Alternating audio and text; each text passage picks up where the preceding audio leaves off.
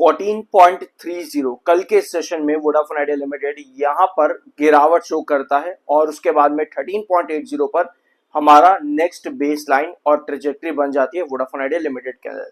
कल की वीडियो में हम लोगों ने डिस्कस किया था कि आखिर यहाँ पर गिरावट क्यों आ रही है। ऑल्दो पिछले 4 दिन पहले भी आपके बहुत से कमेंट्स होते हैं वोडाफोन आइडिया को लेकर के, वहां मैंने आपको स्पेसिफिक रिप्लाईज में बताया था कि टोटल 3 रीजन है जिनकी वजह से आपको गिरावट देखने को मिल रही है। पहला है ईजीएम, जहां पर आपके वारंट्स आएंगे, दूसरा है टेक्निकल और तीसरा है आपके न्यूज का डिले और चौथा भी अगर मैं ऐड करूं तो 15.10 पर आपका रिजेक्शन। टोटल ये 4 पॉइंट्स है जिनकी वजह से वोडाफोन आइडिया में आपको करेक्शन देखने को मिल रही है। बाकी जो बात है लॉन्ग टर्म पर्सपेक्टिव की आपको क्या करना है क्या नहीं करना है, आपका क्या ओपिनियन है और मुझे पर्सनली क्या लगता है पिछले 6 साल के एक्सपीरियंस में, वो सब चीजें ही मैंने आप लोगों के साथ डिस्कस यहाँ पर करके जरूर जाकर के देखना। ये मेरा पहला वीडियो नहीं है वोडाफोन आइडिया लिमिटेड पे, अगर आप पहली बार आए हो तो सब्सक्राइब जरूर करना। I am NISM 7 certified. शुरुआत करते हैं आज के इस वीडियो की। यहाँ पर मेरे पास ज्यादा अपडेट्स नहीं है आज के दिन में, क्योंकि कंपनी ने कुछ ज्यादा अपडेट्स आज के दिन दी नहीं है। अगर होती मैं जरूर आपके साथ डिस्कस करता। जो एक अपडेट मेरे पास में आती है वो है हाई कोर्ट का जो वर्डिक्ट यहाँ पर आया था। वहां पे मेंशन था कि कंपनी को जो है OTSC केस में जो 10 साल से ज्यादा से चल रहा था, वहां बड़ा रिलीफ कंपनी को मिलता है। ऑल्दो आप लोगों के यहाँ पर भी बहुत से कॉन्ट्रडिक्शंस थे कमेंट्स में कि भाई कंपनी को 2000 करोड़ थोड़ी मिल रहा है। बहुत से आप लोगों के कॉन्ट्रडिक्शंस थे कमेंट्स में। मैंने आप लोगों को कहा था कि 2113 करोड़ का अमाउंट जो है, जो डिमांड था OTSC केस में डॉट की तरफ से, उतना अमाउंट कंपनी को रिफंड मिलेगा आज पर बॉम्बे हाई कोर्ट का जो वर्डिक्ट यहाँ पर आया है। ठीक है, कितना अमाउंट है? 2113 करोड़ का। ऑल्दो आप व्यूअर्स के बहुत से कमेंट्स से कॉन्ट्रडिक्शन थे कि भाई इतना थोड़ी मिल रहा है कंपनी को, 11,000 करोड़ का अमाउंट कंपनी को रिफंड किया जाएगा। ठीक है, यहाँ पर आपको दिख भी जाएगा। अगर आप इस दो अमाउंट को ऐड करोगे 7,580 एंड 3,350, इन दो अमाउंट्स को अगर आप ऐड करोगे तो लगभग 11-12 हजार करोड़ के आसपास का आपका ये अमाउंट बन जाता है। ऑल्दो मैं आपको एक चीज और बताऊं कि हाई कोर्ट ने, बॉम्बे हाई कोर्ट ने सिर्फ और सिर्फ इतने ही अमाउंट को रिफंड करने की बात कही थी, जो कि डॉट ने ऑर्डर के अंदर डिमांड करी गई थी OTSC केस में कि भैया वोडाफोन आइडिया को इतना अमाउंट पे करना है, सिर्फ इतना ही कंपनी को as a bank guarantee refund मिलेगा। ठीक है, इसके अलावा और कोई अमाउंट अभी नहीं मिल रहा है। बाकी का जो रिमेनिंग अमाउंट है उसके लिए हमें देखने को मिल सकता है, क्योंकि हाई कोर्ट के बाद में केस कहां पर जाता है? एपेक्स कोर्ट में। ऑल्दो जो केस को लेकर के जाना चाहता है वो उसकी अपनी मर्जी है, जो पेटिशनर है उसकी अपनी मर्जी कि वो जाना चाहता है एपेक्स कोर्ट में या फिर नहीं। अगर वो जाता है तो ये केस आपको और आगे जाता देखने को मिलेगा, यानी कि जो टोटल अमाउंट है उसका रिफंड यहाँ पर ओवरऑल नहीं मिल रहा है।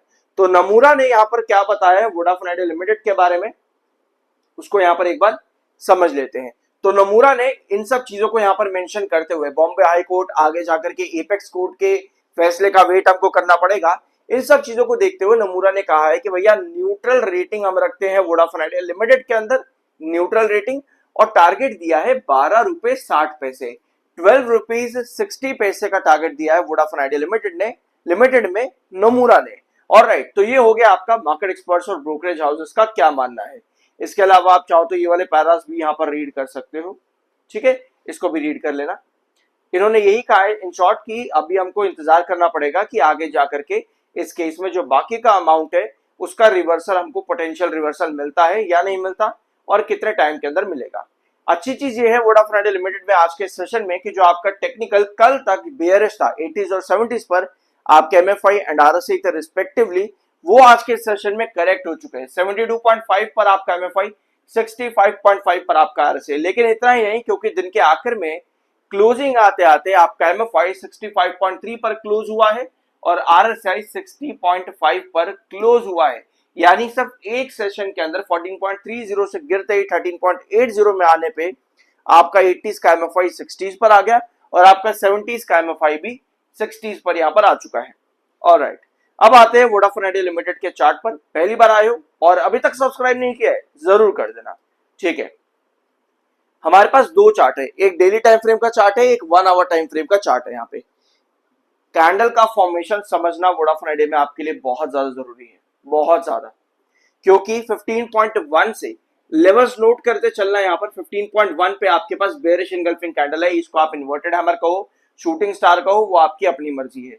हमारे पास ये कैंडल का फॉर्मेशन आता है जो इंडिकेट करता है कि भैया गिरावट मिलेगी। 15.10 पर लगातार 3 सेशन रिजेक्शन चला। उसके बाद में आपके पास दो इंपॉर्टेंट पॉइंट्स आते हैं 14.30 13.80 और इसके नीचे आता है अराउंड 13.30 का ही लेवल। ये तीन अप्रोप्रिएट प्राइस है और ये बहुत ज्यादा इंपॉर्टेंट है। वोडाफोन आइडिया लिमिटेड ने 14.30 आज के सेशन में ब्रेक डाउन कर दिया है। कल भी इसके नीचे आकर के क्लोजिंग दे दी थी, यानी कि एक इंपॉर्टेंट बेस, जब भी हम ऊपर से नीचे गिरते हैं एक इंपॉर्टेंट बेस हमारे यहाँ पर टूट चुका है और आज के सेशन में 13.80 पर आकर के स्टॉक ने थोड़ी सी रिकवरी शो करी है। ऑल दो नेगेटिव साइन यहाँ पर ये है कि जो 7 EMA है वो 14.826 पर खड़ा है। 14.26 पर आपका 7 EMA खड़ा है, जो कि बताता है कि भैया आपको ब्रेकआउट के लिए इस लेवल को हर्डल जो है वो फेस करना पड़ेगा। दिन के आखिर में थोड़े बहुत बाहर मेरे पास आए, जैसे ही 13.80 के पास फॉल बनता है वहां पर मेरे पास बाहर आए। और अगर मैं इसे 1 आवर टाइम फ्रेम पर देखूंगा तो ये रही मेरी शुरुआत आज के दिन की, जहां आपको ओपनिंग में सेलर देखने को मिलते हैं, थोड़ा चढ़ता है ऊपर की तरफ 14.30 पे जाने की कोशिश करता है, लेकिन वहीं से ही सेलर आते हैं और दिन के आखिर में आपके पास दो बुलिश एंगल्फिंग कैंडल बनी है।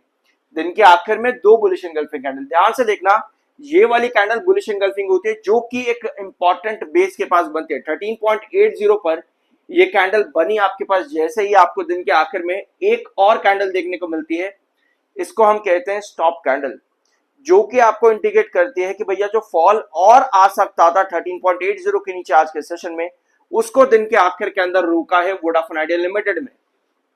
यानी कि हमारे पास क्या पॉसिबिलिटीज नजर आती है स्टॉप कैंडल के बाद में। स्टॉप कैंडल जब भी आपकी बनती है आपको ये देखना होता है कि भैया आपके पास अभी कहां रिजेक्शन बन रहा है।